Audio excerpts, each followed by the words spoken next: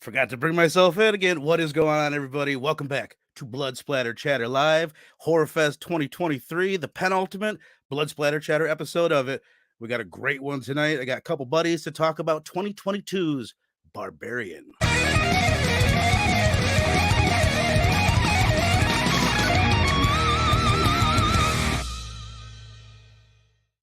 What is going on? We got a couple. Oh my God. I thought we only had one guest. Turns out we've got two. We got Peter and Eric. Their names are switched, flipped over. The redhead is Eric, and the sexy one, I'm just going to say it like that, is Peter. Oh, I don't like that entirely. This kind of implies redhead and sexy are like exclusive. Immediately goes for the ginger. I would never do that. That was it just came out. It just came out and we're live. We can't edit it. But what up? What up? I get it. You see Peter, you think sexy. I do. Since he got the beard, pre-beard, he was just a good-looking guy. Bearded Peter? Come on. Thank you. That's a man right there. Spent a lot of time in a cave. Hell yeah. All right, so gentlemen, we are here tonight. Again, this is this penultimate episode of the Blood Splatter Chatter portion of Horrorfest 2023. The next episode, thank you. I had to look that up before we got going. But the next episode will be the final episode of Horrorfest right here on Halloween night. We're going to do it at about 8:30 Central Standard Time. We're talking Rob Zombie's Halloween. So special night, special time on Halloween, a very divisive movie. So I'm definitely looking forward to that.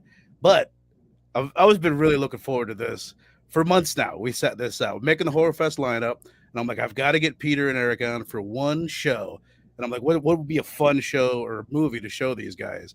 So I went with Barbarian. We did this last year on my buddy's show, Dylan's Horror Show, and we all loved it. I think everybody gave it like a 5 out of 5. We were all super fucking high on it that night. But it's just a movie it's fun to show people. I've showed this to like 2 or 3 people. It's got such a good twist. But neither of you guys, let me verify, you'd never seen it. I know that. But either of you guys ever had this spoiled or you didn't know much about it going into it, right? Correct. Absolutely nothing going into it. I didn't even watch the trailer. Like, I don't even remember when this movie was coming out. Somehow I missed it. So I was completely blind. Yeah. No, I remember when you messaged us about it, I mixed it up with the movie The Northman. So you're like, what do you know about this movie? I was like, oh, I know it was filmed in Ireland. Like, what other thing? And in the end has a volcano. Then you respond, none of that is true. So I really didn't know. The Northman. Yeah, right. Don't ruin The Northman. Jesus. Oh, yeah. Like a movie that's been out for like 2 or 3 years. Yeah, Hell yeah. No, perfect, man. I kind of go back and forth whether I want to ask this question. Let's just do it up front. Go ahead and give you guys his overall without getting into too much of what we're going to be discussing throughout this. Like, what was your thoughts? Either one of you. So I saw it twice. I saw it a few weeks ago with some friends. It just got brought up when we were hanging out. I was like, oh, let's put it on. And then I rewatched it last week with Peter. And I just think, like, without getting into it, like, what a ride, and like also a movie that really benefits a second viewing because it's like scenes are, when you know the whole story, scenes are very different than the first time. And like, yeah, and also like it's always great to watch a horror movie the second time. You're like, my anxiety's gone because I know like the story. I'm like, oh, I'm at peace. And then Peter's like, my anxiety is way through the roof. He's losing it. I'm like, oh, that's awesome. You guys watched it together the second time? Yeah, literally on this couch in these exact same seats. I had a pillow like over my face, peeking through most of the movie. I was so scared. I absolutely love hearing that. Well, then what about you, Peter? What was your overall thoughts, brother? I loved it. I love a movie that takes like a genre or just like a theme and like kind of like flips it on its head, which is certainly similar to like Thou or anything like, or like a Cabin in the Woods. Yeah. But again, it's like a great, even better to go into this movie not knowing anything. It makes like any kind of surprise that much more enjoyable. And I'm not like expecting, I don't know. I'm not expecting like your typical horror movie. Right.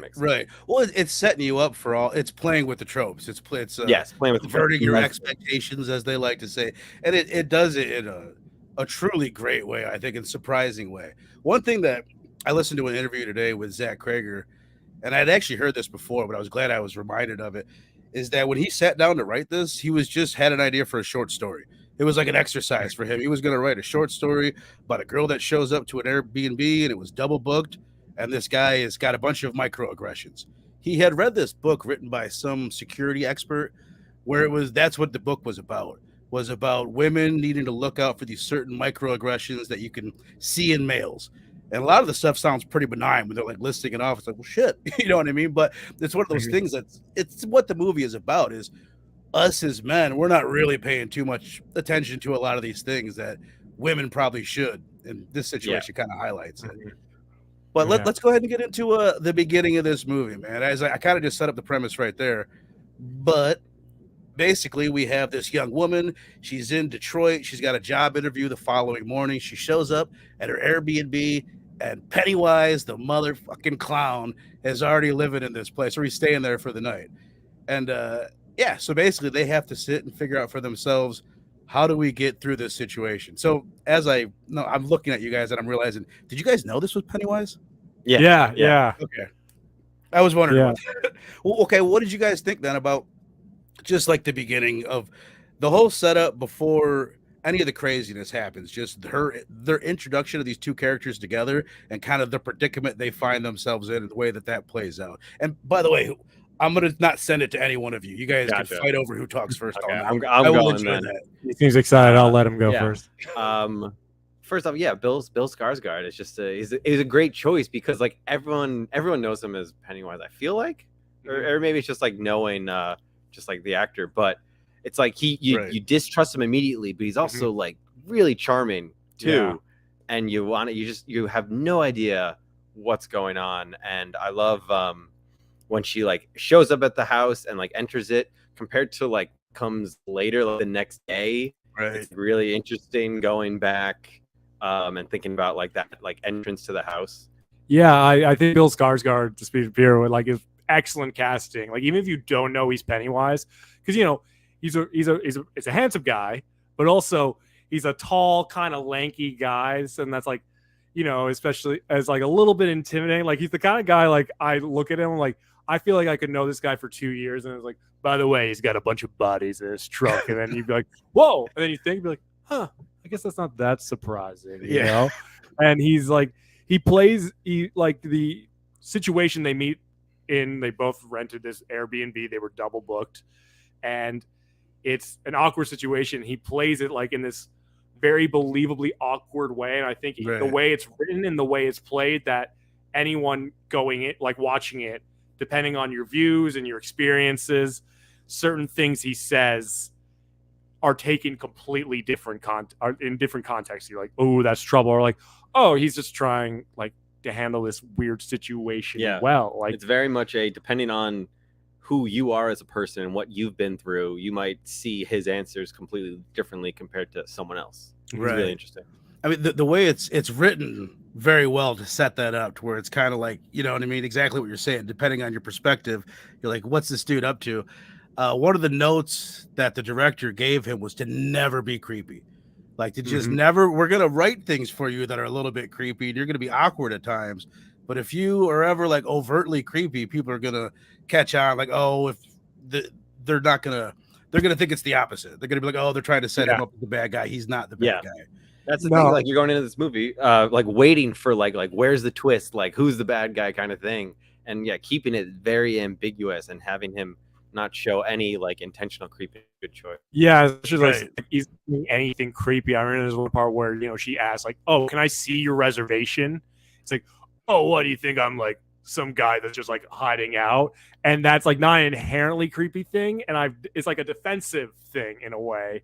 But it's like, dude, in that situation can be read so wrong. And it's also like, I know so many dudes that when they're like questioned in some way, they get immediately I've seen that in so many different encounters. It's like, oh, that's not inherently bad what you're saying, but like look at it from their perspective. That's the worst fucking thing you could have said right there, you know? But it's not inherently creepy. Like the dialogue is so specifically chosen, and it was such a great scene. I'm glad I watched it twice, because watching the first time when you don't know what the hell's gonna happen, and then, like where it gets crazy, like because there's parts of this movie it's like I really didn't want to watch this again. Like, that's Bill Skarsgård. It's just like that whole opening is. I loved watching it a second time, knowing what you know about the movie. Yeah, every line has more meaning. It's like, ooh, right.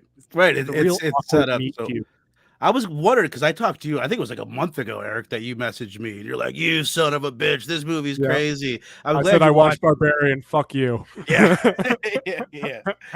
Oh, I like the other things that they were doing with Tess too. They did a pretty good job of they knew that a lot of people are going to be questioning the motivations of Tess. It's like, dude, just get the fuck out of there. Or like, especially later on when she's going down to the basement. But they have her be very suspicious. She's going in his wallet. She's taking pictures. She's not drinking from the wine that he's offering her. Like they have her not be a smart character pretty much, which was which helped it. And it's because she's answering all the questions that you have in your head. You're like, what? You know what I mean? Yeah, now, I think it's a good balance of smart choices because she also walks in without getting the verification that he booked.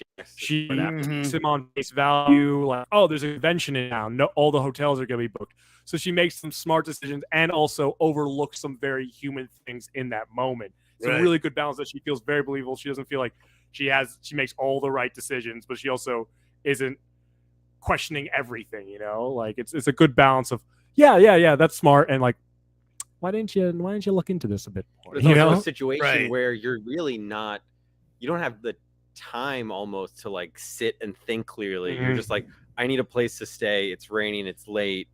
I got this big interview tomorrow. Like, let me just come inside and figure this out. It's all believable to me. Right. Every like decision they make in that first act. What helps to cloud it, and I guess this is one of the big things later on when she's going into the basement to help him out, is do you start to ship these two characters? You know what I mean? Are you buying this blooming relationship that they have? Because that's clouding the whole thing. You know what I mean? So I guess I'll ask you guys, like, did you guys buy that part of the relationship? Yeah, and it's definitely something that, like, when you the second time I watched it, when you know the whole thing and you know what the true villain is, and like these two characters, like their alignment, if you could say, like the second time, it's like, because there's like, you know, there's the moment when she like, you know, because she's interviewing for a jazz documentarian, and then, you know, he's in like an up and coming local jazz group, right? And they kind of start hitting it off, and that's like when I think the tension drops and becomes more of a friendly encounter. And the first time I watched that, like, and I definitely felt it when Peter was watching it. You were a little bit like, okay, hey, be careful, like this might be not good. But then the second time you watch it, when you know, it's like, I was like, ooh, yeah, this is the fun part of the movie. This is the safe part. Will they, won't they? Will they, won't they? It's kind of like, and, you know, also I learned a great way to set up a duvet. That was good to know. That was very learned something from this movie. Yeah. You don't get from every horror movie. That was one of those things I was like, who wrote that in there? Like that for whatever reason felt like something that Bill Skarsgård is like, oh, I do this thing. Just so you know, can we get a duvet folding into this? But all right, someone let's move definitely on. said, hey, you're the height and length of a duvet. Like, and he's like, wait a second, maybe. So we get basically these two spend the night together. We get a pretty awkward fucking moment. To me, it's like the cringiest part of the movie right after the duvet bit, where she's like, all right, I'm going to go to bed. He's like, oh, okay, well, have fun going to bed. And he's just like standing there for a bit. It's like, get the fuck out of there. They have a little bit of a weird night. He's mumbling in his sleep. And the next day she leaves. She goes off to her job interview, and she wakes up and he's gone. And you're like, what the fuck is this movie going to be? You know what I mean? So she does a job interview. She comes back, and she ends up, there's a homeless guy chasing her down the road. She runs in the house all frantically, calling 911, and ends up somehow getting locked in the basement. So this is the bit where, to me, like, I watch a lot of horror movies, man. And this, like, legitimately, like, creeps me out. Both times that she's entering these unknown, I think I got a video here somewhere. Let me go ahead and play this. Let's get a visual. Oh no, I switched things around. There we go. She finds this little hidden compartment down here, starts pulling on this cord. It opens up this little secret compartment. And then I love the fact that she looks at it and she says, nope. Like she's saying what the audience is thinking. And this is before Jordan Peele's Nope came out. She's like, hell to the motherfucking no. But what they do that's interesting is she's stuck down there, and her familiarity with the area, it just makes it like it normalizes the situation. It makes it less scary. But let's just ask you guys, like, before Keith comes back and she goes down there, we'll talk about that separately. But what did you think of just all the shit with her going down into this scary part of this basement with this bed and this bucket and this camera? Yeah, I was just like, oh god. And I just remember I kept saying it's really the camera that makes it the creepiest. Right. Like if you're like a bed in a bucket, you're like, okay, maybe former owner, paranoid, bomb shelter, whatever. But the camera, it's like, nope, you know what this involves? Like, fuck, that's bad. Oh my god. And it's like it's so anxiety inducing. And it's a little bit that's like what's the beginning of like I said, like the Bill Skarsgård scenes and everything. It's like, oh, I was really looking forward to rewatching them, knowing the whole story. But then when we got to that part, I was like, oh, yep, I'm remembering the rest of this movie. I'm remembering what this leads to. It was rough, especially it's a secret bucket camera room. Right. And if it's just a non-secret, if it's an upstairs bucket camera room, probably fine. Probably above board. You know, you have the main one, you have the guest one. I mean, that's why you want to get a 2-bedroom apartment. Yeah. A 2-bucket apartment. What about you, Peter? Were you freaking out at this moment? Yeah, I mean, this is where it's playing into all of the horror movie tropes of like, don't go in the basement, don't go in the dark room kind of thing. It's just like I'm a person who's generally scared of like a creepy, dusty old basement like that in real life. So it was just like, yeah, playing all of my biggest fears together. So yeah, it worked perfectly. It's kind of the scariest combination of inanimate objects, you know? Like there's not like anything living there or like dead there. You're just like, oh god, like, right? This is a bad combo. And you're still at this point of the movie, you're still waiting for like the shoe to drop. You're like, what is this? Where's the horror? We're just it's a lot of tension and suspense, and we're just like, where is the horror? So you kind of have all these individual. You got the homeless guy, you got the room, right? You have no idea where this is going. For a lot of this, you're like, where the is going, man? Right. Well, what's another thing that's interesting that Zach Cregger says is the way he wrote it. This is what I was starting to get to earlier. He wrote that beginning part, and in his mind, when she's going down in the basement, he's still writing a movie where Bill Skarsgård is the villain, and he's telling himself, he's like, this is fucking lame. He's like, they're gonna see it's coming, it's corny, it's cheesy, and then out of nowhere, he came up with the idea. And I had to edit this up, but I was debating on, I guess I'll set this up. Keith comes back. He lets her out of the basement. And then I love his line. She's like, you don't understand. There's a bed and there's a bucket. And there's a camera. And she's like, we got to get the fuck out of here. And he's like, I rented this place. I can't just leave because there's a bedroom, a bucket, and a camera. And it's like, again, that perspective. It was like, and it's really impressive how well they filmed this. Because it is like some pretty benign shit going on. But the way they filmed it and the music, it just made it like super creepy to have these really regular ass things. But he ends up going down there. He's like, just hang out here for a second. Let me go down and check it out and make sure I don't get locked in the basement. Then he goes down and you just hear, help, help, help. And she ends up just like creeping further and further into the basement. I can pull up this, I suppose. Well, what am I doing? I don't want to relive this again. She's pulling up into the basement, and he comes crawling up. And I still remember the first time I saw this, my wife just being like, oh! Like it just him crawling up scared the shit out of her. I think that was the first like jump scare I had. It's a freaky ass image. And then going back to Zach Cregger, he said when he's thinking of this, he's like, shit.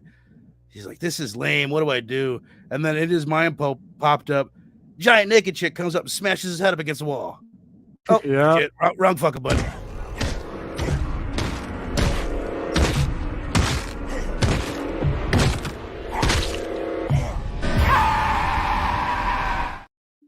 Now for something completely different. Yeah, I had to cut her titties out of there. So this is our what we first think is the Barbarian. This is our first like, okay, well, who's the Barbarian in this movie? We're like, oh shit, clearly it's this woman right here.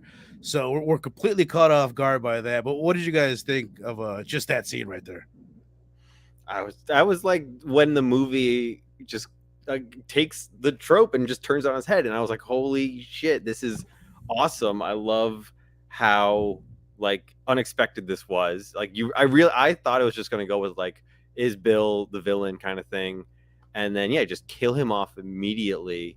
This other villain out of nowhere shows up, and it's like I can't think of any other movies that do something like that. Right. Yeah, it's sort of like I was saying, like there's these threads, and you're like, okay, how are these all going to come together? And most movies like set up seeds, they all start growing, and then they all intertwine together and combine to like create the narrative. But this one's just like, hey, this key thread that we have, Bill, this creepy guy. Well, Bill Skarsgård's name is Keith. I thought you said Keith thread. Yeah. Oh, Keith. Yes, I did. That was intentional. And it just is like, yeah, that gone. And like I remember I reacted, I'm like, wait, there's like I was like, there's a mummy down here? Like I thought it was like a mummy lady or something. I was like, what the heck? And it just like, and then it hard cuts to what is basically just feels like a completely different movie in that moment. Yeah, somebody stepped on the remote. And you're kind of just like, what the fuck? And you're just standing there, and it was just so abrupt, and it's such a change, and it's so awesome because like movies usually are building, and like so rarely do they just throw something to the curb and present you with something new that much into it, you know? And I was like, oh my God. I was like, there's a mummy in the goddamn fucking mummy. Is no one going to talk about the mummy in the basement? I mean, this movie could have been called Mummy in the Basement at the end of the first act, but then it turns out it's not. That's so funny. I think that's one of the I think it's one of the things that if you like this movie, you love this. When all of a sudden it just completely shifts gear. And it was just total suspense-filled thing. You never expected a monster in the basement or a mummy. And then you never expect Justin Long just to show up. I hadn't seen the previews. I hadn't seen any images of this. I didn't know Justin Long was a part of the movie.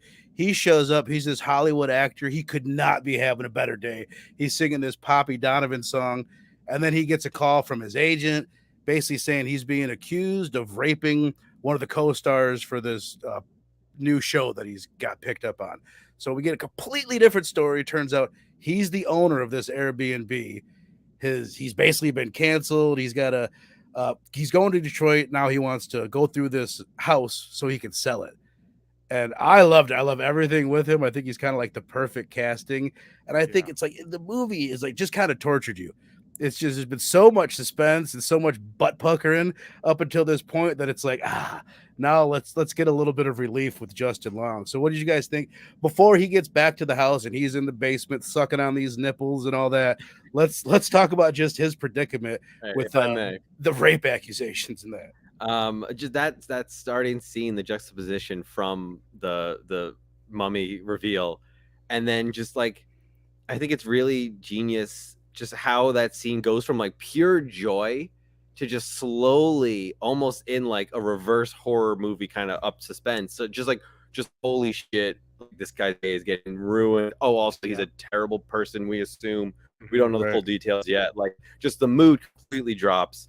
And I also really think that like the placement of this is so perfect because you're not just focused on this random character in the bright daylight in a convertible on the highway finding out that he's being accused of rape. You're also just like, but what about the woman in the basement?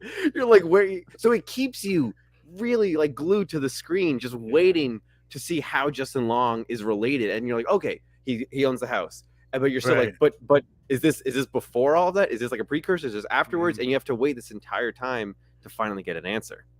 No, the hard cut, and it's just like a completely different environment, different feel. Like the fact he's singing like such a joyful song, and then rape accusation, which I think depending on the viewer, you would have different reactions. I think like because whenever that happens in real life, there's people who are like, who are like, oh yeah, we gotta believe the accusations, or like we gotta wait to see what happens. There's some people who are like, oh yeah, people are gonna say things, chicks are gonna say stuff, and like I think it plays that, and I think casting Justin Long in this part is kind of the opposite of casting Bill Skarsgård in that part. When I think of Justin Long, I think of his role in Dodgeball. Like, he kind of started his career playing characters like that, or like accepted, like the innocent kind of brainy guy who's really sweet, But Justin, so they play with that expectation we have for this actor, throw these accusations at him, so you kind of. I wouldn't doubt that some people were like, "Oh, maybe he's not," because like Justin Long is like even his reaction is pretty believable. It's because the character himself believes that he definitely didn't rape the girl in his mind, We don't, you know what I mean? We don't know exactly what happened, like you guys are saying. Yeah. And he doesn't believe it. He's completely, even to where it gets to the point where he's like, what do you mean? You think I could be arrested for this? It's like, dude, you just got accused of rape. And it doesn't even cross his mind that there might be entirely legal. focused on his career, not about like the horrible thing someone accused him of doing. Yeah. I mean, they make it clear, especially later in the movie, that like he focuses on like his own self rather than the reality around him, you know? And that definitely comes in later when he goes back to the house. But it's just such like, and it was so funny because when I watched it the first time, when like the girl went back to see Keith in the basement, one of my friends went, "Isn't Justin Long in this movie?" And I was like, "I think he's thinking of a different movie because there's no way Justin Long is in the movie." And hard cut to Justin Long in a convertible in LA. I'm like, is this the same movie? I'm not sure. What if it had been Justin Long naked with his titties hanging out 7 foot tall that came up and bashed dude's head off the wall? That would have been the twist. I think he has that range. I think he could do it. Yeah. You know, I think he's there in his career that he could do that. I'll send you the file later. All right. Yeah. I also just more about like him. The way that God, for whatever reason, we keep having this is like the fourth time during Horrorfest that we've had a conversation that leads to there's like a redefinition of rape in the culture right now. And like, just back to him, like it never crosses his mind so many steps along the way. And then when you get the scene later with him telling his buddy and he describes what happened and he's like, sure, she didn't want it, but bro, I'm persistent, man. And she, I got the eye of the tiger, bro. And she just came around. And it's like, so I don't know. There's so many movies that, like, I don't know. I mean, I guess we don't have to necessarily get into it, but just that whole idea of there's a redefinition of that word. And there's a lot of horror movies that have been playing with that idea in the last 5, 6, 7 years.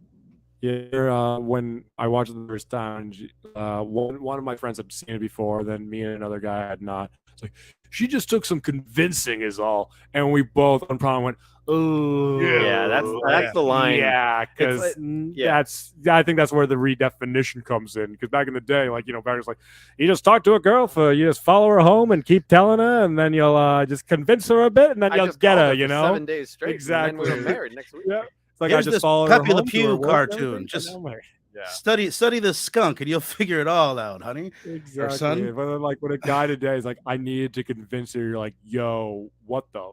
No, like that's not how it's done, man. Even that scene with like in the bar is kind of suspenseful too, because like his friend asks him, and you're like, okay, finally we're gonna get an answer, and it's like it starts out very ambiguous things, like I thought she was having a good time at first, or she blah blah, and then it's like I had to be persistent, like boom, it's like okay, you freaking rapist. Also, such a realistic conversation of two douchebags in a bar talking. Right. Like, bro, I just need to know the truth, dude. It's like, okay, no, I'm not gonna lie to you, man. I'll let you know. Also, the director making a very Hitchcockian cameo there.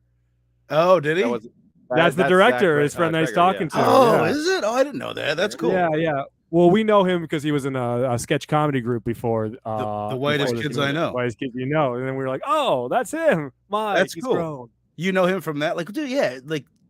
What is that? It's a sketch comedy group. Like, where did it air on? Is it like a YouTube thing?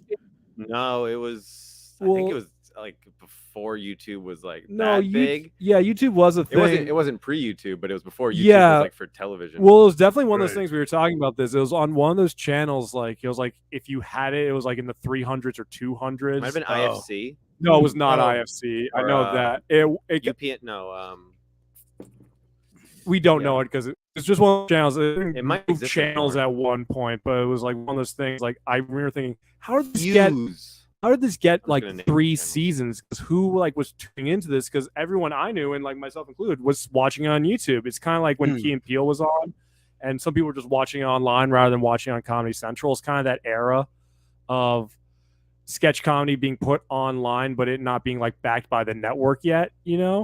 So yeah, he was also he was always in a lot of sketches, and he was more like frequently the straight man in a lot of the comedy sketches. So yeah, it was just we were kind of just talking. It's like we're in this era of comedy people now making great horror movies, and yeah, this guy definitely speaks to that. It's a great horror movie made by a guy who blew up doing sketch comedy.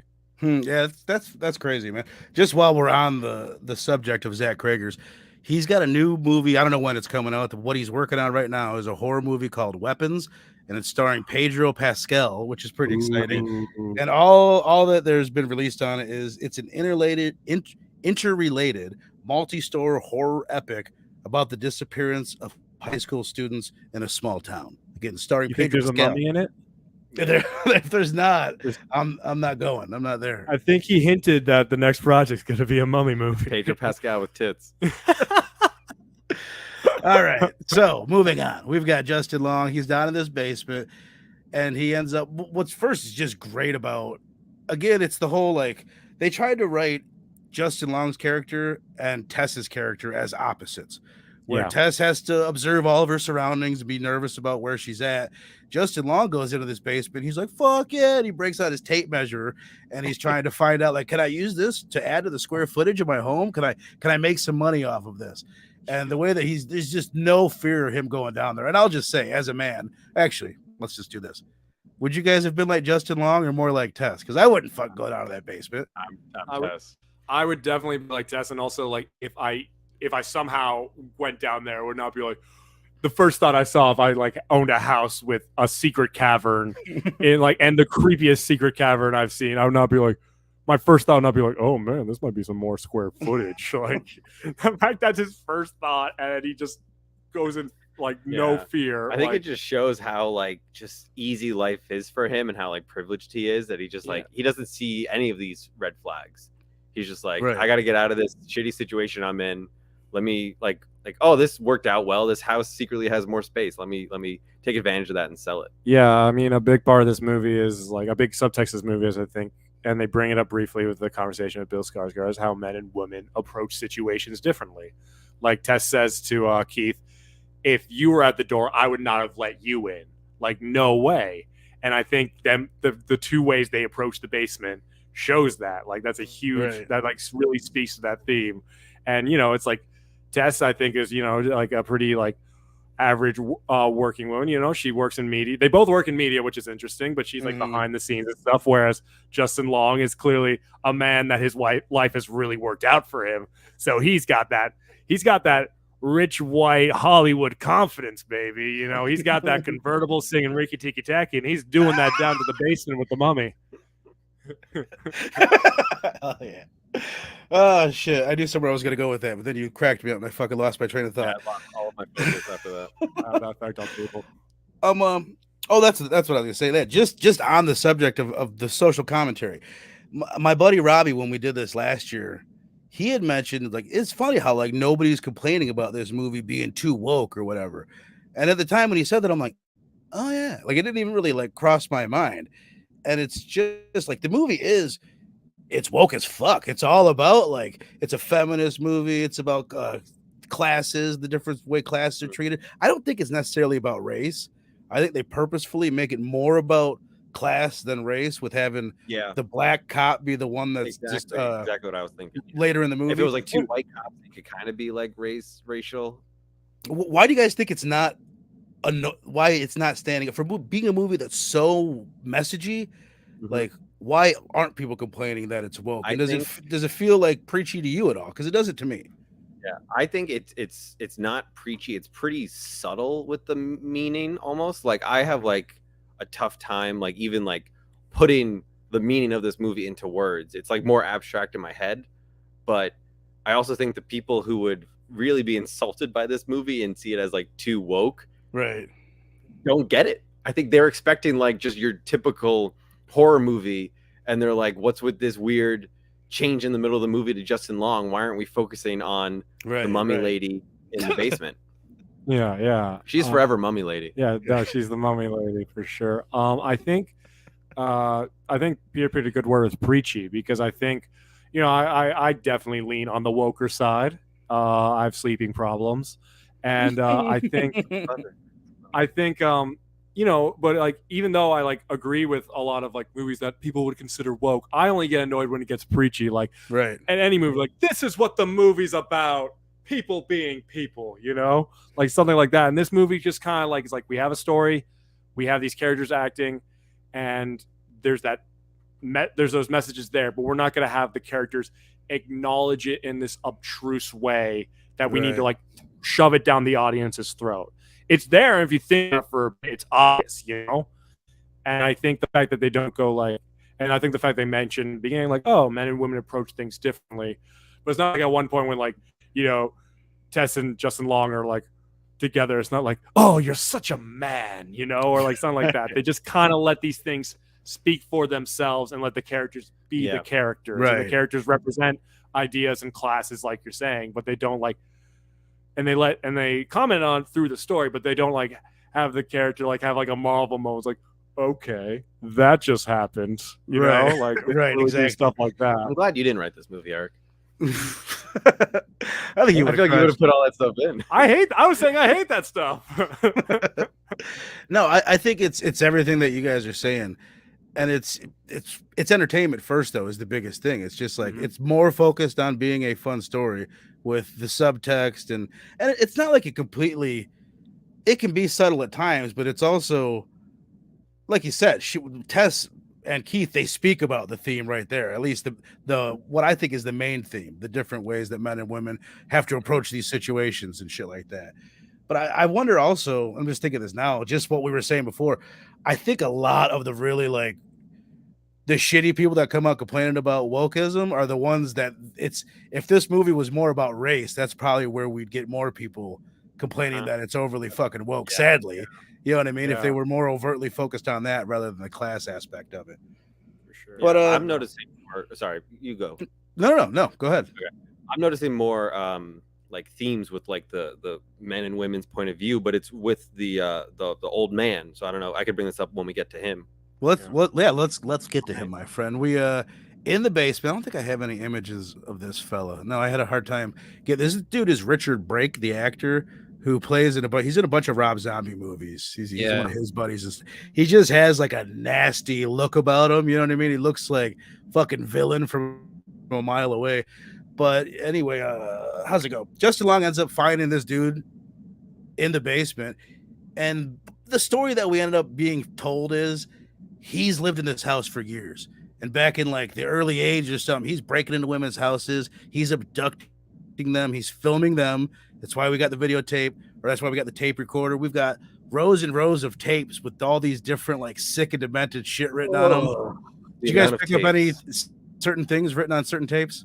Yeah. So when that moment happened, because I like remember that there's like Peter is someone who like hates spoilers so much, and he hates he hates comments from people who like see it, and it got to the point that I went when they're showing the tapes because I remember what the tape said. I just went, oh, I hate this part. This is the worst part. And Peter went, dude, spoiler! Like, come on, like, don't ruin it. I was like, it's on the screen right now. Like, I'll just say, mean? I'm just like you, Peter. Yeah. I assumed he was meaning like, oh my god, like the worst is about to happen. I'm sorry. I just have been watching Succession with my mom, who has already seen it. Okay, your mom's definitely a spoiler. Every now and then she'd be like, oh, I love this part, and I'm just like, now I know this is like a really important scene, and I'm going to view it differently. I want to see everything fresh. To be a little bit fair, like when we first saw like the lit up room, which is the breastfeeding room that the mummy breastfeeds her victims.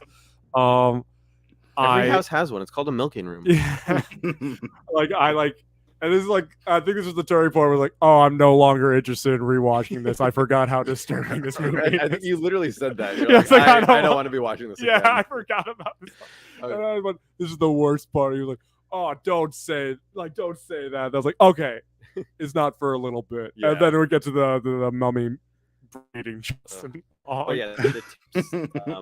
Yeah. I remember one said like crier, one was like freckles. We said wouldn't stop crying. One said I didn't catch that one. One said wouldn't stop crying was just awful. Pregnant. Oh my god. It's like that's the thing. It's like the more you watch it, the more you see, and in a bad way. It was rough too. It was rough. Like that's like when it really, because you get that little flashback and you see like how he does it, like the methods he does to break into a woman's home, and like and he's trusted by everyone, like his neighbor. Well, despite him being the creepiest looking man ever, his neighbor's like, oh hey there, right? And he's total asshole to him. Yeah. In the supermarket, he just like, it's like that dichotomy between like men and women. He's just like going up like the naive man whose wife is giving birth, so he claims, and like the woman in the store just like blindly like helps him basically be an associate to kidnap and murder. It's like saying the creepiest things. It's like he like wants like plastic and then diapers, and it's like home birth, and it's like, oh, do you have what are they called? You know, plastic sheets. No, people that help. Midwife. A midwife is like, no, it's just me. Yeah, and it's like it definitely speaks to that old school Americana. In the 80s, it was you trust your neighbor. You trust your neighbor. You trust and like. Oh, it's just a responsible older white man. He's up to like the best things that America offers. Like, no, this man is the monster. Like, you know, he made a mummy in his basement. Well, since you said that, is who's the barbarian in this movie? And we can touch on what Justin Long does later. We can put who is the barbarian? Is it the mummy? Is it the dude in the basement, or is it Justin Long? I think it's intentionally ambiguous, as annoying as that is. I think it's like a little bit of all of them. They're all different types of barbarians. I feel the most bad for the mummy because she's how many generations of inbreeding that they reveal. Yeah. So it's not her fault. I think the fact that they picked barbarian really makes it ambiguous because you know barbarian, you think like a Viking, you think someone like physically violent. You think Bill Skarsgård? Yeah, exactly. Right. And I would certainly say the mummy speaks to like physical violence. Like, of course, the older man that kidnapped and raped and incest babies, all this stuff was the verb incest babies. Yeah, and like was clearly like very like physical violence, but we don't see that. The person that we see on screen do the most physical violence is the mummy. Right. And you know, if this movie is called The Manipulator, it'd be like, oh yeah, it's the dude in the basement. It's the dude in the basement. Maybe it's Justin Long, but barbarian is like like Peter was saying, I think it's intentionally ambiguous. It's a very interesting word to pick because it like applies to a lot of different characters in this in different ways. Right. You know? I think this is another thing. I think Robbie pointed this out last year when we talked about it. The street that the house is on is Barbary Street. Oh. So technically, the barbarian would be the man that lives on that street. He is a barbarian. All three of them but it's it's a good point because the one Justin Long owns the place. The woman, the mummy lives there too. I mean, clearly they do live in it. They left it ambiguous on purpose. Even when Zach Cregger is asked the question, he doesn't answer the question, which is cool. Yeah. I love that he does it. It's all the ambiguity, makes it that much more suspenseful and thrilling. And like having all these conversations of like, how long was this guy like living in the basement? Right. When did Justin Long purchase this house? Like, why is the rental company so bad at like, not knowing? Yeah, I think they're the real barbarian. They double the rental company. They also like. I was like, yeah, low-key, this is like one of the worst rental companies. It's probably a money laundering from the double booking, but then also it's like, oh, we don't clean it until new tenants come in. It's like, what if the previous tenants make a massive mess? Like, what if they spill like a sugary drink and then that attracts bugs? You're not gonna clean it after they leave. That was the biggest mess you could think of. After everything we saw in this movie, that they would see, They spilled a sugary drink, Peter. Come on. I just felt like the cleaning mentality of wait until there's a new tenant. I was like, really? You don't clean until after like the tenants leave? Like I was just like, someone spills a peach snapper. I'm a clean person. I love a clean area. I was like, guys, letting a mess stay even a few days is detrimental to some homes. I wish I could turn the camera around to show you Eric's room. It's really bad right now. I just moved. Did it have both of you guys wondering like, fuck, is that how Airbnbs actually work? It's like it can't be, but maybe it is. I guess it's like, you know, Uber and Lyft drivers like using the same app and just trying to get as many rides as possible. No, the fact that they both use different apps, I'm like, that is sadly like pretty believable. Yeah, that situation has happened. Yeah, absolutely. I could believe that this has happened. Like parts of the movie, the double booking part. How long do you think the guy was like the old man was fully living in the basement? Well, I don't know if it ever. He eventually just like stopped coming out. He was like bedridden, and like the mummy just like gained control of everything. Even though she was still scared of him, it was like he kept to his room and she just had free reign of the tunnels. Right. Did they Do you guys remember if they showed a year when they did the flashback? For some reason I take it as the 80s. It's during the Reagan era because the radio mentions Reagan for sure. Okay. The actor? So what? Yeah. We've got 40 years of him being down there, and basically what they're leading us to believe is that she's like the third generation, like copy of a copy of a copy of like third generation of inbreeding or something like that. So that, I mean, I don't know if that creates the monster that she becomes, but that's kind of the way I take it, that he's been down there for like 20 years. You know what I mean? Yeah. Or for however long since Justin Long bought the place. I mean, I guess the question is like, when did he go from leaving the house and getting new victims to just staying in the basement? Because that's where it's kind of loose. Well, it's one of those like, why the fuck? Yeah. Well, it's kind of one of those things where it shows, again, Zach Cregger, who wrote it, he says straight up, he tried to not think too much about too many things. He just tried to write the movie and then go back and add it in and fix what needed to be fixed. But like stuff like that, he was like, I'm just not gonna fucking address it. No, the scene in the 80s with like the neighbor talking to him. Yeah, the neighbor like has no idea the guy is a murderer, but at the same time, he also says like the whole neighborhood is selling it, or like it's going to shit or whatever. Right. So like the guy, the old man has got this idea of like, I'm gonna be the only one here. I can like dig a tunnel and no one would notice if I wanted to. I could bring all these women home more easily. Right. That's a good point. See, that's just back to the whole social commentary. That's another bit of it. Is like Zach Cregger says that the mummy is the physical manifestation of basically years and years of sexism, more or less. So like men overpowering women or whatever. I'm not wording that great, but you know what the fuck I'm talking about. Yeah.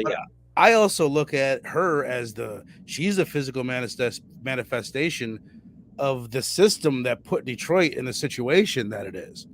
You know what I mean? So that's why it's like it speaks on a lot of different levels without getting specific about anything, so that you can look at it more broadly. Yeah, it wouldn't have happened if the community had been taken better care of. Yeah, apparently. I remember one YouTube video I watched on this, because basically I saw it the first time like a month ago, watched some YouTube videos, then didn't watch anything about it, then watched it with Peter.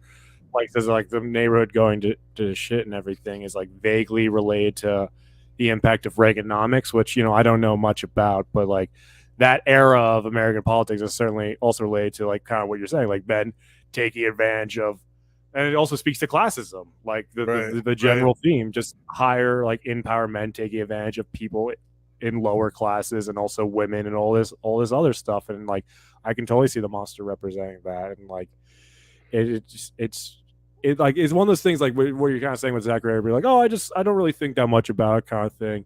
Because some directors, I like that he just lets the movie be the movie. Right. Like it's like, I let the movie stand for itself. But sometimes you get the vibe that like the director knows things about it that that they don't put in the movie, but they know, and they're like, I'm not gonna say anything. I'm just gonna let the movie speak for itself. Whereas this director, I don't think has like he's just like, you know what? I just fixed, like you're saying, like I just fixed like some of the plot holes. And I don't really know these things, and that's totally fine. But I kind of annoyed. Part of me would be lying if I didn't say I was a little bit annoyed. Like I wish I knew more about this, like thought process and how these things led to certain things. It's like a good kind of annoying, like that we're having all these discussions about it. It leaves it open-ended. I wish there was a post-credit scene that hinted at a sequel that would solve all the answers, like a Mr. Glass kind of thing. The Mummy see you. If Kevin Feige gets his hands on this, we'll get all that. We'll get a fucking spin-off and the whole thing. All right, well, let's the Mummy as Ronald Reagan now, by the way, in my head. Let's just move on to the way this thing ends, man. We basically, as you said, Justin Long and Tess, they hook up down there. They end up they don't hook up. They don't hook up. They team up respectfully and platonically. Not so much respectfully, but platonically for sure. Yeah. How's it end up going? She ends up sneaking out because the Mummy is off breastfeeding Justin Long. Yeah. She sneaks out. I love that we're calling her the Mummy. I love that that's stuck. It's the best. It makes it, because she like refers to herself as Mama, doesn't she, or whatever? Yeah. Dude. The best thing in the movie, the funniest line in the whole movie, not a line, the funniest moment of the movie is when she gets him, lays him on the ground, and goes, boop. When she boops his fucking nose, is the funniest goddamn thing. But were you guys like, okay, she sneaks out and she just met Justin Long like 30 seconds ago. And instead of just running for the fucking hills and just getting the hell out of there, which we all would do, I think this is probably the most unbelievable part of the movie is that she's dead set on she's got to get this guy out of the basement. It's her lot in life to help this guy. What do you guys think of that? Like briefly, did that bug you? No, because I think previously, I can totally see why it would bug someone, but I think previously, like, when she went down the basement to get Keith, right, it kind of already established Tess as this selfless person. And she failed that too. Yeah. She didn't get him.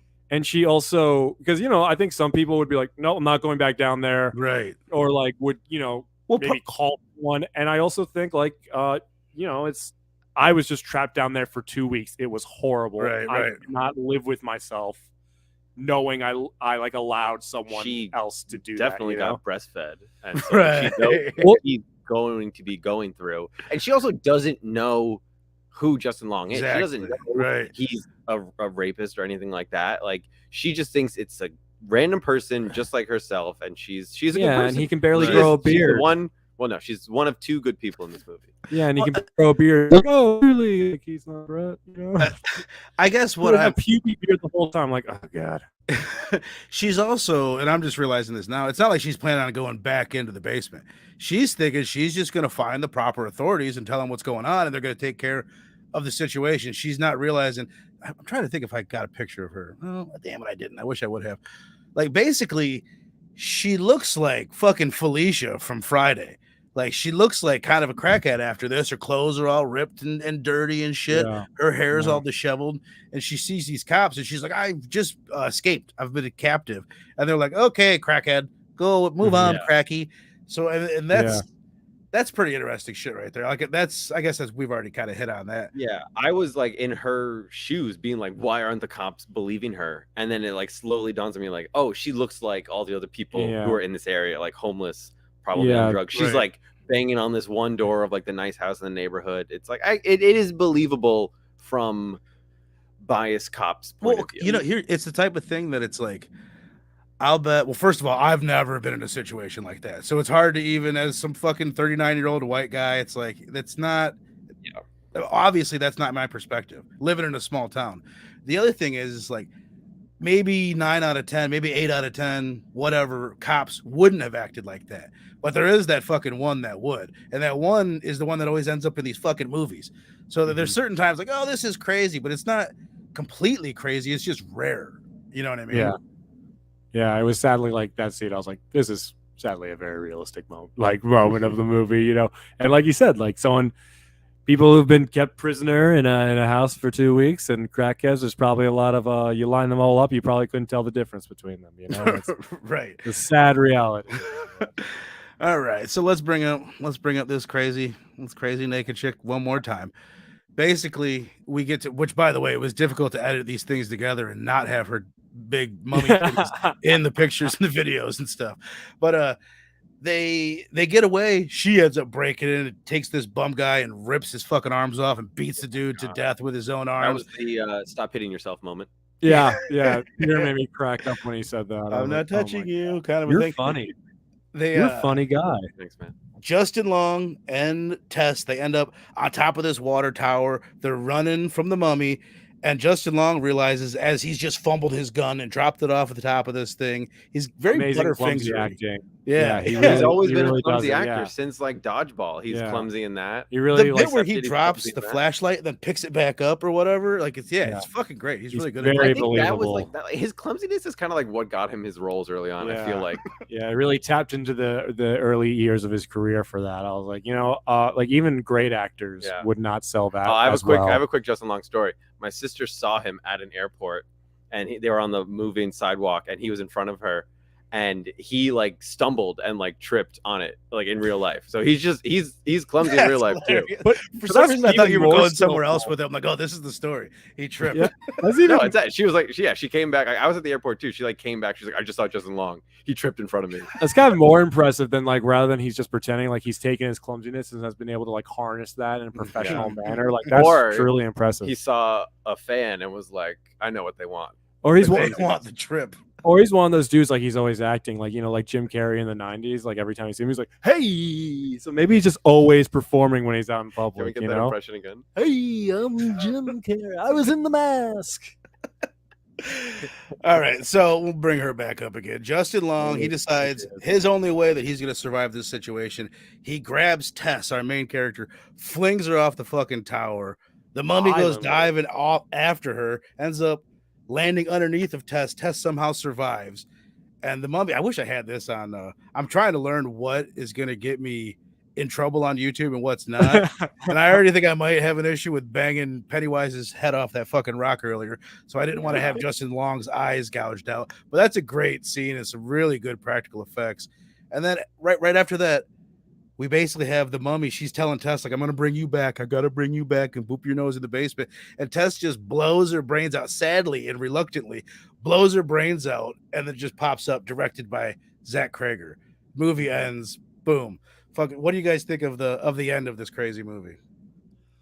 So I think the end was like, it was. I have like a lot of mixed feelings. Me and Peter talked about it a little when we finished, because for one, I think the Justin Long, because right before the water tower thing, there's that whole scene when they're talking to the homeless man. That, he's like, "It's a copy of a copy," and Justin Long has this whole thing. It's like, oh, just like where you think it's the movie's going the direction of a redemption for him. Like what he says is like, I can't remember the exact things. It was like, oh, just because I do these terrible things, that's not like who I always have to be. Right. Something about being like maybe I'm just a good person who made like a bad decision. Yeah. Right. And then he also says, or maybe I am a bad person. He's having a very self-reflective moment. Yeah, he's clearly like the perfect time to do He's clearly looking at himself in a different light than he has this whole movie. And for a second I was like, are they gonna redeem the rapist for a little? Like, are they gonna do that? That was the original name of the movie. Mummy in the Basement. Then I went to redeem the rapist. The studio's like, Zach, please give us better names. So he's an alliteration. It will work, man.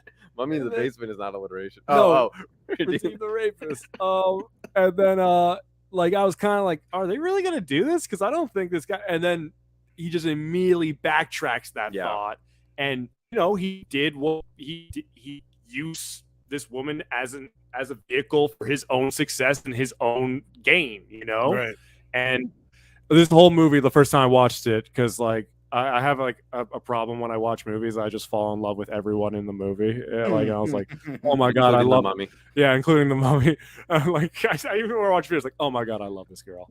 And then like when I was watching the first time, I was like, I just don't want this girl to die. I'm okay with watching anything horrible, and that's why the second time watching it, I felt so much more at ease. I'm like, cool, she's gonna live through this. She just has to fall off a water tower. When she got thrown, I was like, oh my god, no. And then catches, and there's this and then exactly what happens.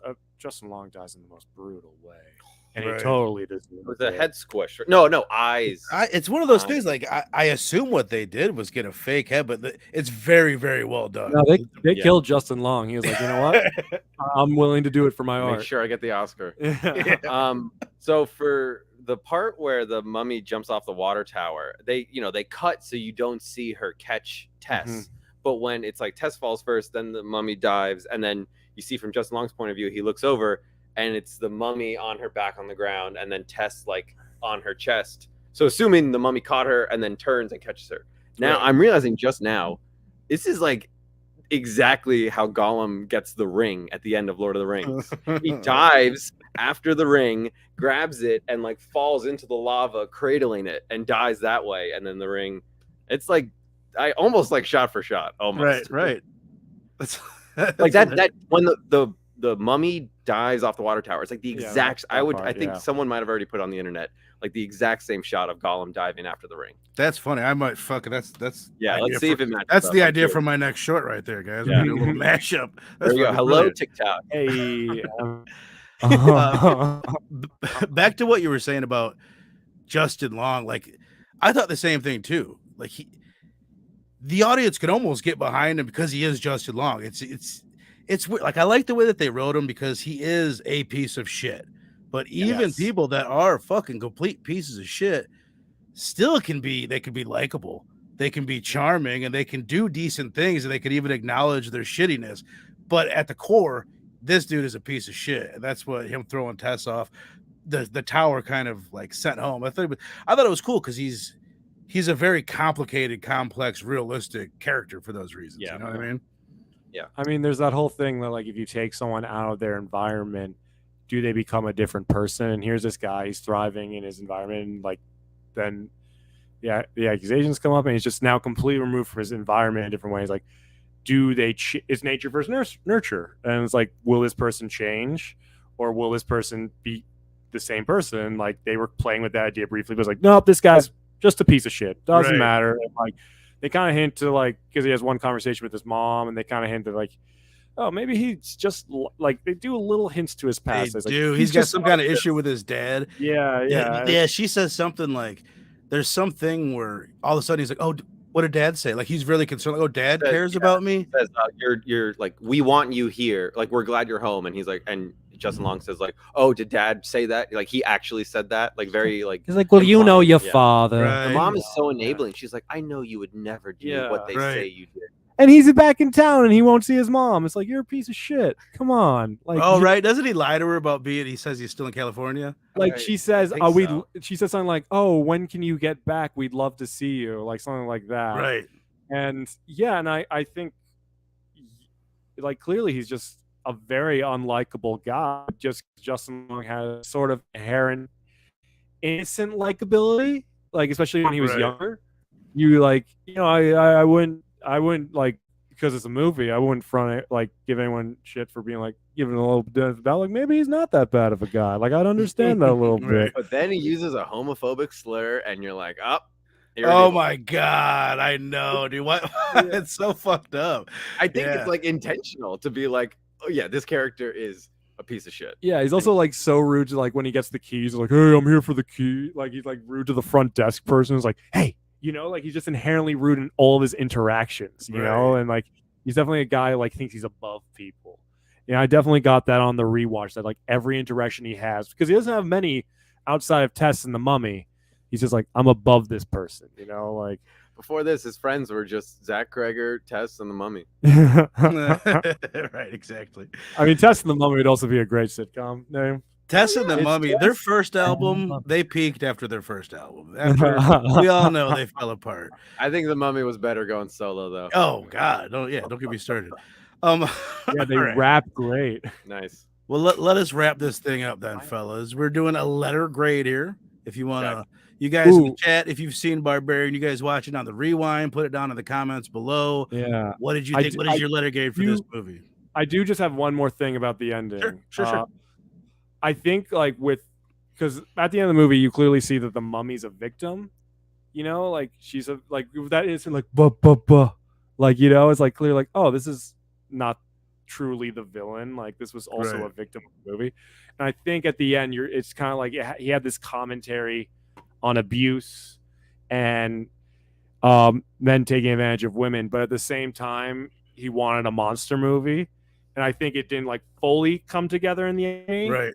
Like there's a little this is where between the two. Yeah. I've heard someone talk about this before, and I like the way that they said it. And I wish I knew who it was, but it was some writer. They were basically talking like, yeah, you want to get your themes in there, but there's sometimes where the theme is just not going to fit the story.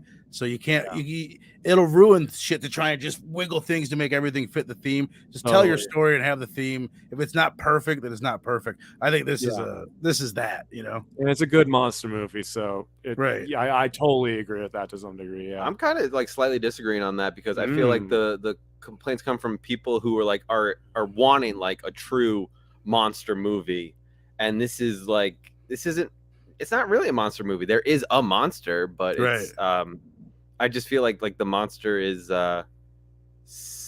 like second to the theme of just like men versus women kind of thing. Right. They're trying to hide. It's more about like, why does this monster exist kind of a thing than the monster itself. Yeah.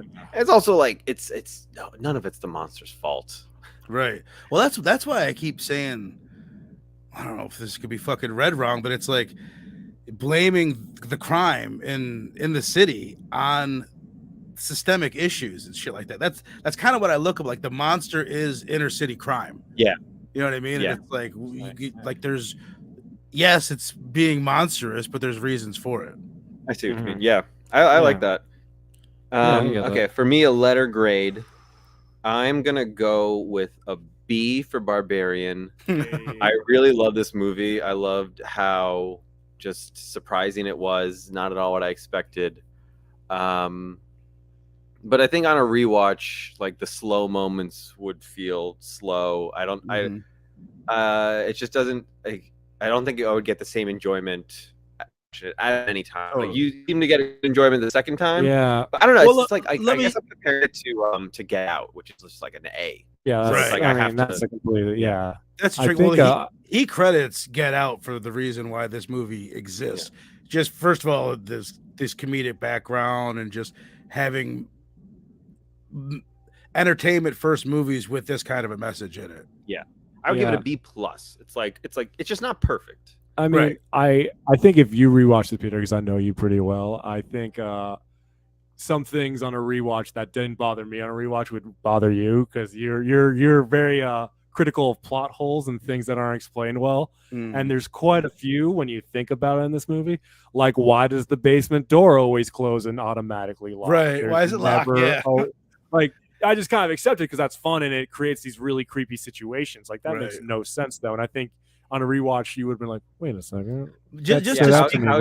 How does the mummy get out of the basement through the locked door? Is she smart enough? Like, she's strong enough to break it open. Why did that's a good point.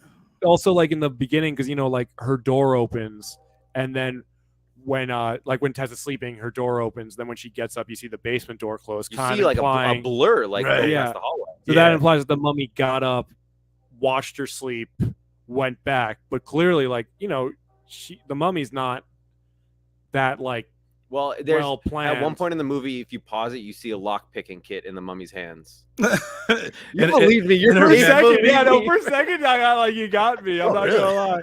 I was like, oh, you were very convincing, like the way you said that.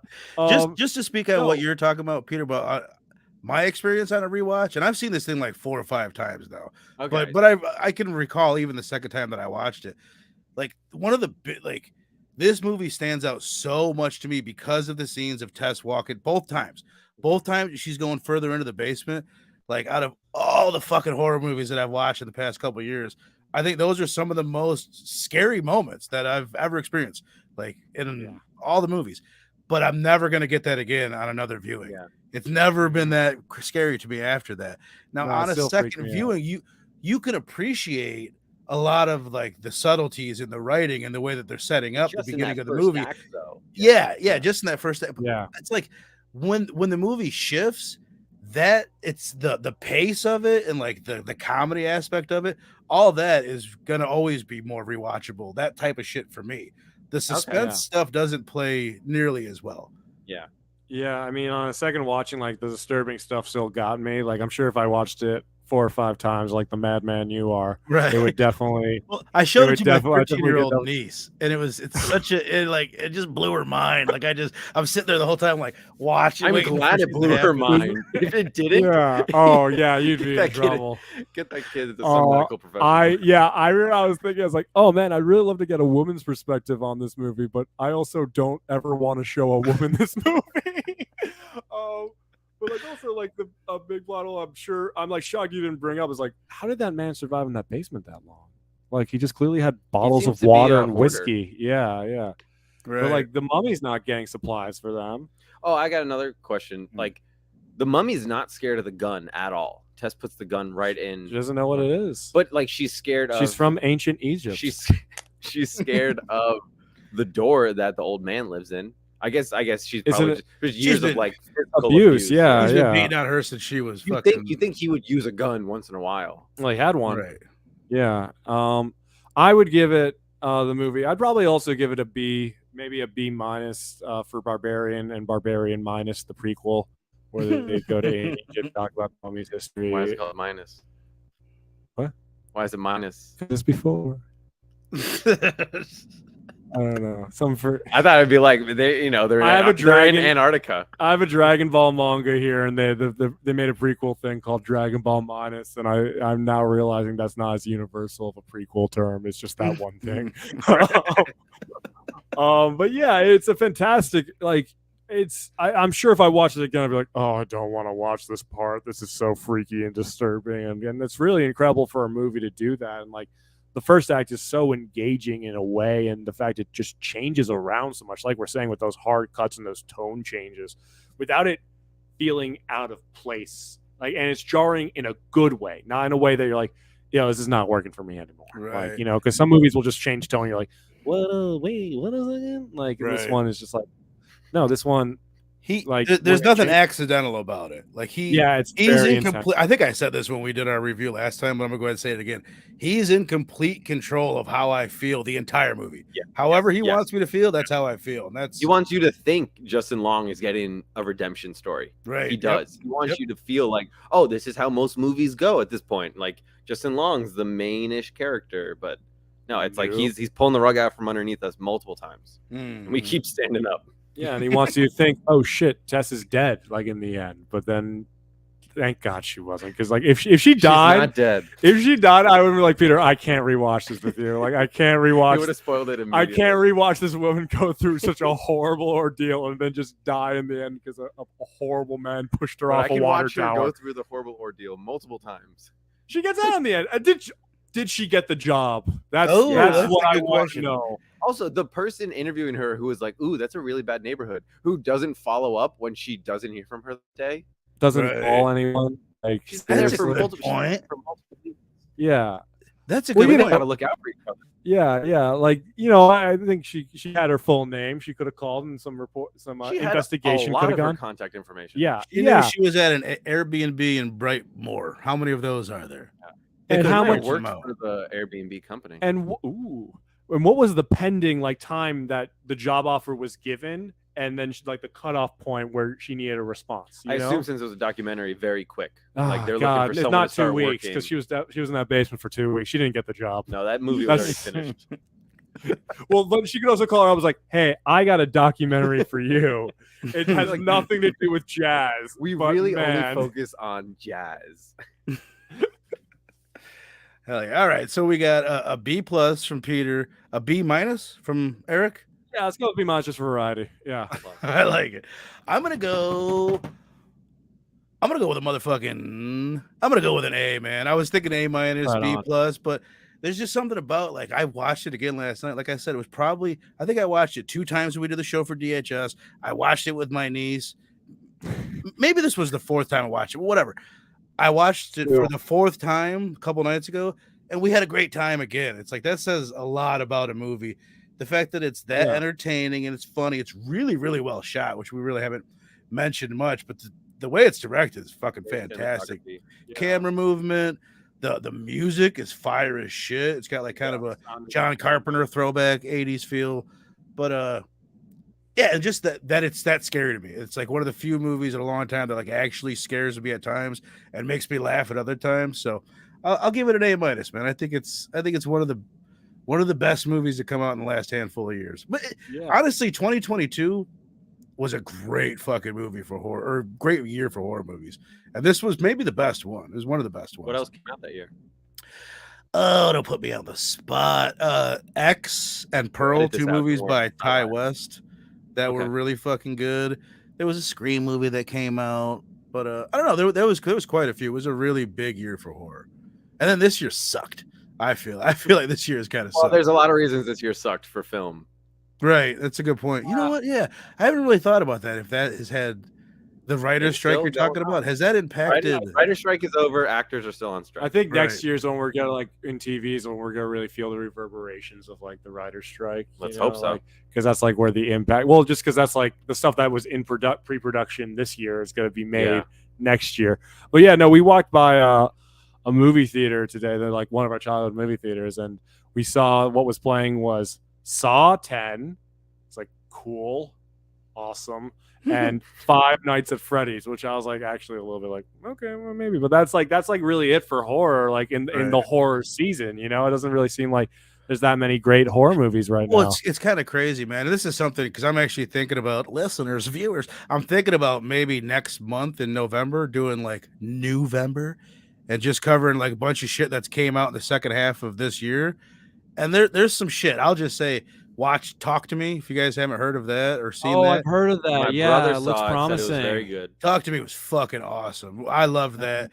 And then I haven't even watched it, but the Cobweb is another one that I'm hearing. It's good. What's the other one I wanted to say? That prequel to Spider-Man? This one. This no, Cobweb is just some random horror movie that I hear good things about. The other one was, God damn it, I just fucking lost it again. Oh, it's called Totally Killer on Amazon Prime. Dude, it's basically Scream meets Back to the Future. It's not gonna change your life or anything, but it's just a fun fucking ride. It's a great date night horror movie, horror comedy kind of a thing. Tons of fun. Lonely. And then Joram, good call on this. This is coming out, I think, November 17th. Eli Roth has a new slasher movie coming out called Thanksgiving that I might be covering in November. Just called Thanksgiving. Oh, just called Thanksgiving. A movie this year that came out, a horror movie. I'm pretty sure it's this year. Was Winnie the Pooh, Blood and Honey. Yeah, which the Winnie the Pooh entered public domain. Right? Yeah, and like I love Winnie the Pooh, and that just made me really bummed. Did you watch it? We watched like 30 minutes of it and turned it off. I watched a bit of it. I was like, no, and I was like, I'm like open to the idea of like a scary version of a childhood classic, but I was like, I feel like Winnie the Pooh for a scary thing's got to be like, their imagination of stuffed animals. That's like the whole premise. Like, right. It's like, it should be like a psychological thing, not Winnie the Pooh is like just a guy with a knife now and he's killing people. Do the fucking Heffalumps episode where he goes underneath the bed. That episode of Winnie the Pooh scared me as a kid. I don't remember. No, I know that episode. I know that episode. His bed, and he has this like big, like trippy, like nightmare with these like elephants that are like dancing. It's fucking nightmarish. Yeah, let's turn this into a Winnie the Pooh episode. Our next episode, we're gonna do Winnie the Pooh Heffalump episode. Yeah, the Winnie the Pooh 2011 animated movie. If you want a simple, that's like a movie I go to if I watch a horror movie and I'm horrified. I need like something good to watch before I go to bed. It's a fantastic movie. Okay. It has one of my favorite jokes. I will not say it because it's fantastic. Well, thank you for leaving us in suspense. Well, hey, watch the movie. I already had so much suspense from Barbarian, and now I got to deal with this. I'm gonna be up all night wondering what the joke was. We're in a lot of trouble. All right, well, let's go ahead and wrap this bad boy up. All you characters all you guys in the chat, I really appreciate you. Joram, Stu, Brother Joe, Eric up in this motherfucking house, Stanka, Chill Out Man was in here, Rogue Collecting up in this bitch, my boy Fable, my boy Two Gun Pew Pew up in this bad boy for a bit earlier. Eric, do you have any shout outs, Eric? We got a Nick Comic Culture, the first one in the building. Nick, you old son of a bitch. Thanks for stopping in. Robbie. I'm shouting out Robbie. All right, so we're going to go ahead and wrap it up, man. I appreciate all you people out there. And where's my little fucking button so I can get us out of here? There it is. Appreciate you guys. Thank you. We'll see you next time. Have a great time.